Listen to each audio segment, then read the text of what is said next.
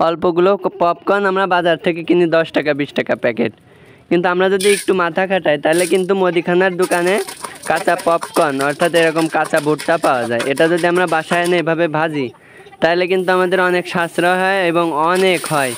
দেখবেন আমি কিন্তু এখানে 30 টাকার পপকর্ন কিনছিলাম এক বাটি, এটা মনে হয় 100 হিসেবে বিক্রি করে, আমাদের এখানে 15 টাকা করে 100 নেই।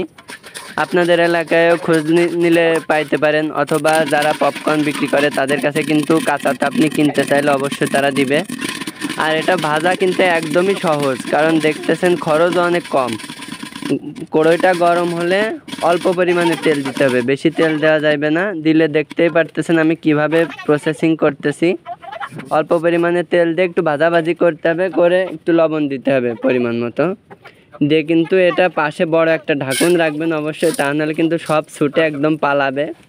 কারণ এটা যখন ফোটে চোখিমুখি তেল গরম ভুট্টা লাগার সম্ভাবনা থাকে।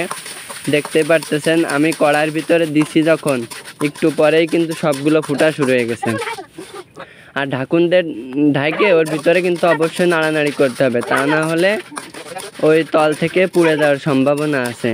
আর আমার ভিডিওটা দেখে আপনারা বুঝতে পারতেছেন কিভাবে প্রসেসিংটা করতে হবে। অনেকে এই টেকনিকটা জানতেন না, আবার অনেকে কিন্তু এই টেকনিকটা কাজে লাগায়, যে বাসায় কাঁচা পপকর্ন কিনে এনে, পপকর্নের ভুট্টা কিনে এনে বাসায় ভাজে। আমি অনেক আগে থেকে এটা করি, কারণ এটা খেতে আমার খুবই মজা লাগে। আর এটা আপনাদের বাসায় যদি ঘি থাকে তাহলে ঘি দিয়ে ভাজবেন, তাহলে কিন্তু আরও বেশি স্বাদ লাগে। দেখেন মাত্র 30 টাকায় এক চালন হয়েছে, আরও কিন্তু আমার অনেকগুলো বাইচে আছে, আরও এতগুলো হবে। আর এটা খাইতে এত মজা, আর এটা আমি এত ভাজছি কারণ এটা আমি